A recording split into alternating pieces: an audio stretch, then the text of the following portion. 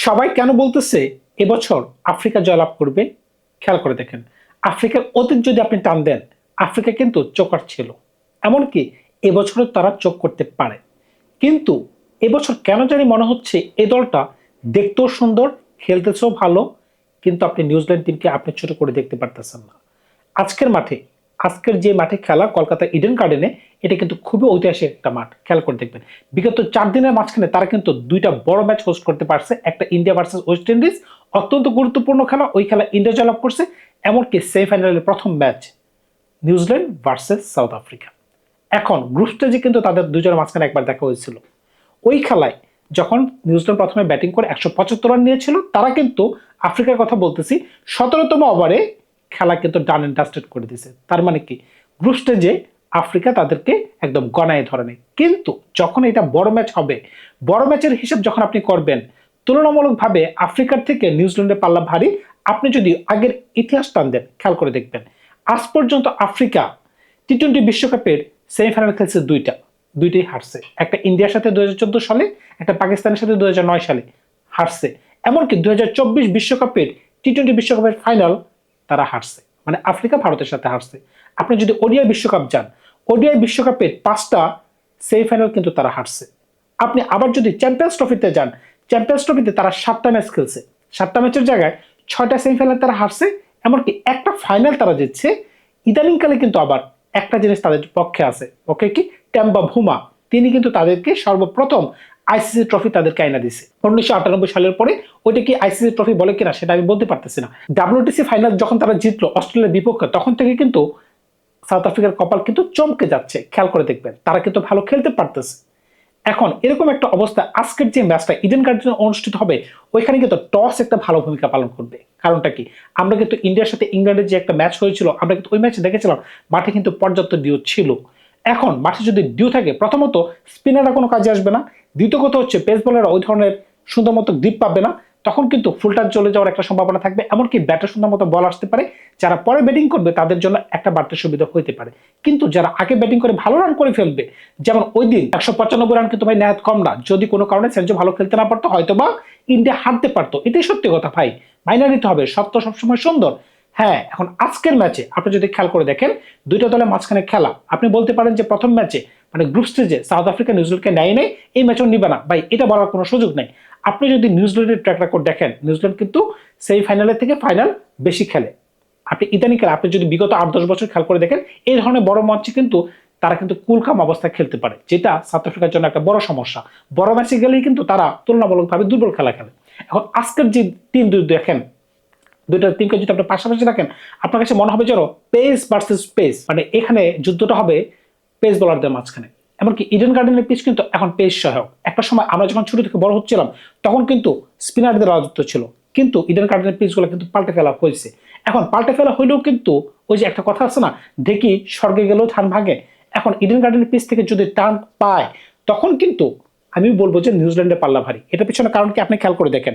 আপনি যদি টপ 7 খেয়াল করেন নিউজিল্যান্ড টিমের, team সাইফার্ড, feel Allen, Rachin Rabindra, Glenn Philips, mark Chapman, del Mitchell, Mitchell স্যাটনার। তাহলে আপনি খেয়াল করে দেখেন, 3 নম্বরে রচিন রবীন্দ্র স্পিন করতে পারতেছেন, 7 নম্বরে মিচেল স্যাটনার, তিনি দুর্দান্ত স্পিন বল করতে পারতেছেন। এমনকি এবারের টুর্নামেন্টে বামাতে যত স্পিন বলার রয়েছে, এদের মাঝখানে মিচেল স্যাটনার অন্যতম। এমনকি গ্ল্যান ফিলিপস তিনি বল করতে পারতেছেন। তার মানে কি 3জন স্পিনার কিন্তু হয়ে গেছে টপ 7-এর মাঝখানে। এখন যদি আপনি আবার সাউথ আফ্রিকান টিমটা দেখেন, Aiden Markram, de Kock, Ryan Rickelton, Brevis, David Miller, Stubbs, Marco Jansen, top 7-এর মাঝখানে শুধুমাত্র এডেন মার্ক্রাম বল করতে পারেন।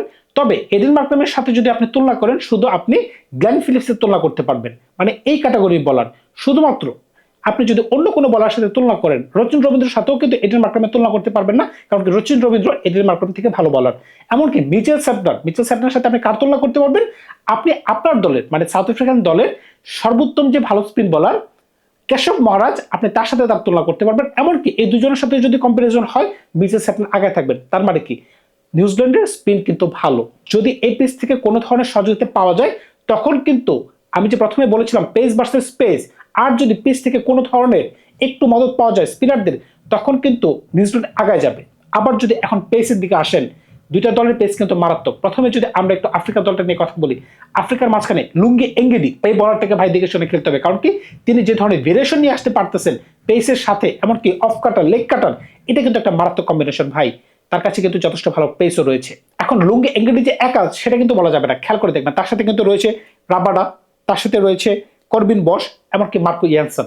সুতরাং বুঝতেই পারতেছেন কয়জন পেস বোলার হলো, Marco Jansen 1 number, Corbin Bosch 2 number, Lungi Ngidi 3 number, Rabada 4 number, 4জন পেস বোলার রয়েছে। কিন্তু আপনি যদি মনে করেন যে না নিউজিল্যান্ড দলে ওই ধরনের পেস বোলার নাই, তাইলে কিন্তু আমরা বুকার সঙ্গে বাস করতেছি। খেয়াল করে দেখবেন জ্যাকব ডাফি কিংবা কাইল জেমিসন আজকের ম্যাচে ঈশ্বরের জায়গায় তারা কিন্তু সরাসরি দলে ঢুকে যাবে।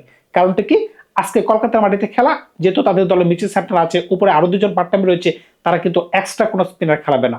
এটা কিন্তু একটা ম্যাসিভ পরিবর্তন হচ্ছে। এমনকি দলের 2জন প্রিমিয়াম পেস বোলার লুকি ফার্গুসনের সাথে কিন্তু আজকে কম্পেয়ার করা হবে লুঙ্গি এঙ্গেডি, কারণ কি এই বলারটাও কিন্তু দুর্দান্ত স্লো বল দিতে পারে। সুতরাং বুঝতেই পারতেছেন পেস 150 প্লাস 120 স্লো বল কাটায় কাটায় যুদ্ধ হবে। এমনকি ম্যাট হেনরি এবারের টুর্নামেন্টের লাইন লেন্থের হিসাব যদি আপনি করেন, বর্তমান জামানার গ্লেন ম্যাকগ্রা হচ্ছেন তিনি। মানে এত সুন্দর লাইন লেন্থ বজায় রেখে তিনি বল করতে পারেন, দুর্দান্ত মানে দুর্দান্ত। এখন যদি ব্যাটিং এর কথায় আসেন, ব্যাটিংটা হচ্ছে বর্তমানে আপনি যত কথাই বলেন আফ্রিকার ব্যাটিং অর্ডারের সাথে কারো ব্যাটিং অর্ডার মিলে না ভাই।